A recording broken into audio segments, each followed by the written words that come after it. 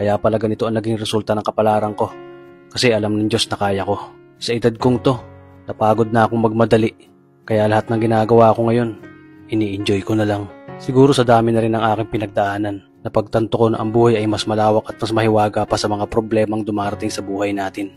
Tumatanda na tayo, baka sa kakahabol natin sa masagana at maayos na buhay, ay hindi na natin nai-enjoy ang buhay.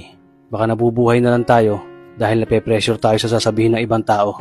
Marami na rin akong mga naging maling desisyon sa buhay, pero lahat yun nagsilbing aral sa akin at natuto ako sa mga pagkakamali ko. May mga taong sobra nating mamahalin at bibigyan ng halaga, pero ibabalik lang sa atin ay kabiguan at matinding trauma.